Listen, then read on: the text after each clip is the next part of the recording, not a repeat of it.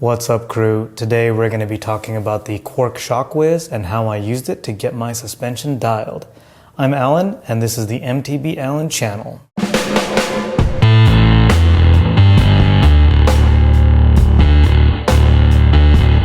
A couple of channel updates. I wanted to say welcome to those of you who have recently subscribed. Welcome to the crew. I hope I continue to make content that keeps you around.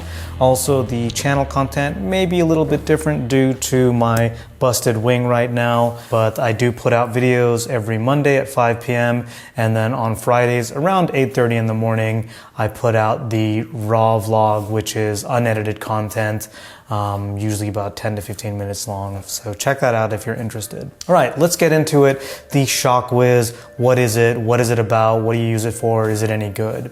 So the ShockWiz is a system for tuning your mountain bike's suspension. I know it's called ShockWiz, but it works with both forks and shocks, and it's widely compatible as long as your suspension is air-sprung, not spring-sprung. Uses air. So in this video, we're not going to get into the details of setting the ShockWiz up or calibrating it or any of that. We're going to concentrate on what it was like for me to use the ShockWiz. Did I find it useful? And just generally my experience with the ShockWiz. Normally when I do my suspension tuning, I just set the sag and then put all the knobs where the manufacturer recommends I put the knobs, and then I ride it and leave it like that, and then after a few weeks we'll make a few adjustments if I feel I need to, and then continue tweaking like that. So in this case, I had recently gotten the Santa Cruz Bronson from the Path Bike Shop, and it just so happened that new bike day was only a couple of days before opening day at Snow Summit. So I was hoping I could use the ShockWiz to get my suspension tuned in like a day or two. Thing is, each ShockWiz device costs about 330 bucks. And because I wanted to tune both the fork and the shock at the same time, that was going to be an investment of about 700 bucks. Fortunately for me, the Path Bike Shop has these for rent. All right, crew, so we're here at the Path. We got these guys. Brandon's here. Kim got me the stuff. So I was able to get two devices, put them on my bike, and then use them, have them for an ample amount of time without like a huge investment. So the setup is basically using the included hose to attach the device to the shrader valve on your shock or your fork, and then with zip ties securing that device to your bike. Once that's done, you use the companion smartphone app to calibrate the device. Have a look at the Quarq website, tons of resources on how to do that. The smartphone app also has a wizard that takes you step by step through the process of calibrating the device. Once I had all that done, I basically just went and rode my bike.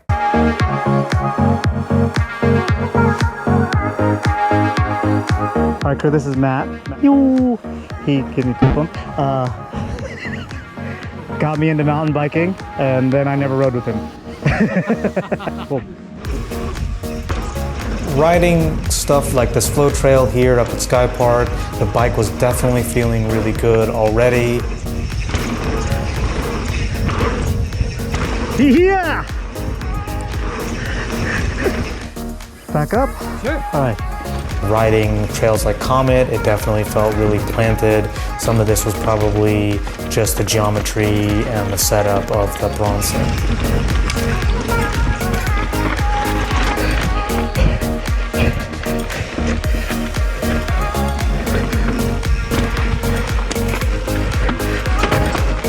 Heck yeah, dude. Oh, dude.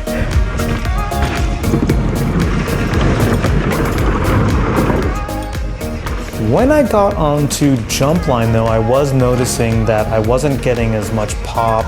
I was having to work harder to clear jumps.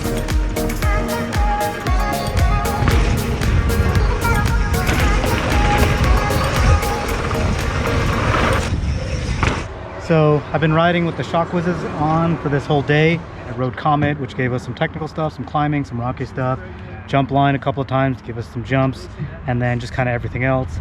ShockWiz just kind of wants you to do a whole bunch of different types of riding, and then it's going to give us some recommendations. I've asked ShockWiz to make my bike lively, which is probably a little different than I normally would do. I think my recluse would have been something more like what they call balanced, which is just going to be like a little more steady. I want more pop than I've had previously, so I'm asking it to make my bike a little more poppy, so I might have to adjust to that a little bit. When we get home, we'll have a look at what ShockWiz has to say, and then we'll make some adjustments. Let's have a look at the ShockWizes real quick. See how the hose is coming out of there and then into the ShockWiz, same with the back. So what's nice about the ShockWiz is that the devices are self-contained. They're like little mini computers, and all the data acquisition and all that stuff is happening inside the device. So you don't have to have it connected to your smartphone the entire time you're using it. You basically just use your smartphone to connect to the device and see what it has to say, calibrate it, make any changes like that. So let's have a look at what the ShockWiz was saying I should do with my bike. Here, let me put this up here. So these were the recommendations that I got after that day up at Sky Park. You can see the baseline air pressure is pretty good, and then the first recommendation it makes is to add some volume spacers. It suggested this for both the Shock and the Fork. What may not be totally obvious here is that these are ordered based on priority. If you know anything about air-sprung suspension, this should make sense to you that before you do any of these other settings, you'll want to start with, making sure your baseline air pressure, that your sag is good, and then getting to these more fine-grained settings after that. I didn't really think about that going into it, and I had to look up what they said on the website. I do know I see people on the trail making all kinds of tweaks to their knobs without necessarily knowing whether or not they had the right baseline air pressure. So getting this feedback from the ShockWiz was definitely pretty cool.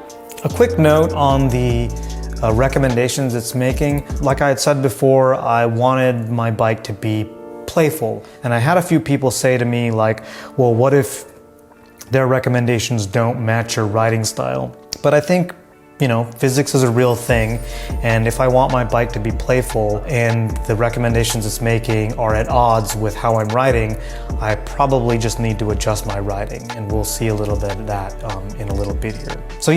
So I decided to start by adding volume spacers. So to do that, I went down to the path. I had a few other things I wanted to do down there, so while I was having them work on the bike, I hung out, watched the World Cup, which was pretty awesome. So just chilling at the path. I got the race on. They're just finishing up. I'm pretty hungry, so they told me to go down to John's place to get a breakfast burrito. I actually asked them to do a few things on the bike. The cool thing about the path is I think if you are from out of town and you let them know you're from out of town, they'll do their best to get that work done. I mean, reasonably so. Get the work done pretty quickly. Thanks.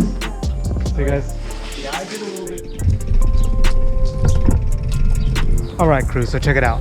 Since we added some volume spacers in the Fork, some volume spacers in the Shock, it means that our compression ratio may be different. I believe that's the case. So I used the application on my phone and recalibrated both ShockWizes. There's a little bit of a process, but once you do it once or twice, it's not too bad. I think I'm actually gonna go for a quick ride up at Santiago since I'm out here already and I've got my riding gear, so let's go do that. All right, so we are out here at Santiago Oaks. I've kind of got like a different bike because my stem is shorter, my handlebars are more narrow, and my suspension is just generally more progressive now. All right, so we're at the top of Chutes Ridge. This is the waterfall.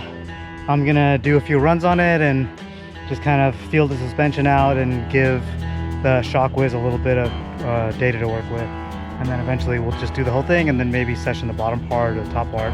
We'll see where the day leads us.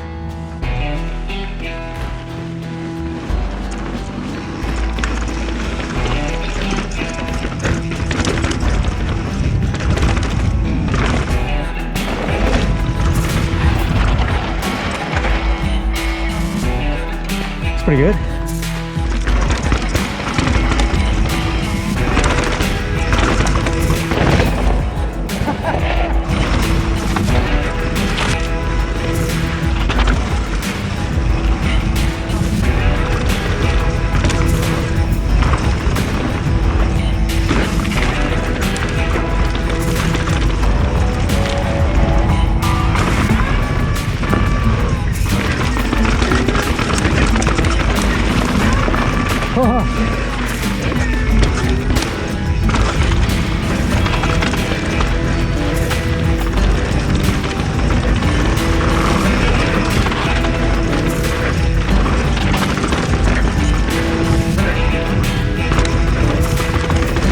Yeah! Oh my god!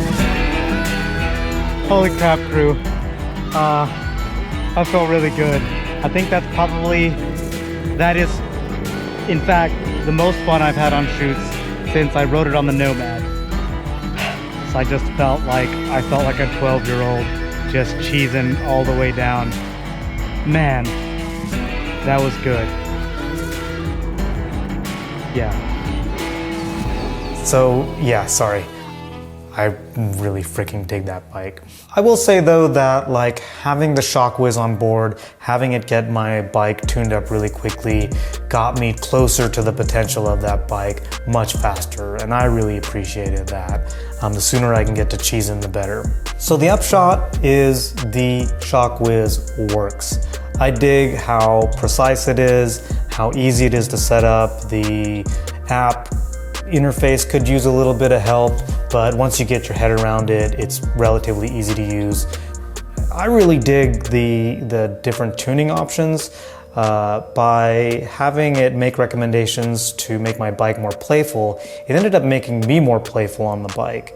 So let me unpack that a little bit. As I changed my riding style a little bit, the bike really started to respond, and like it seemed like it liked what I was doing. As an example, like I'm gonna show this person riding down the waterfall portion of chutes. And you can see there's nothing wrong with this way of riding down the waterfall. It's planted, it's balanced, gets through it just fine. And that's the way I normally would ride the waterfall. This, however, is how I started riding it with the new tuning setup.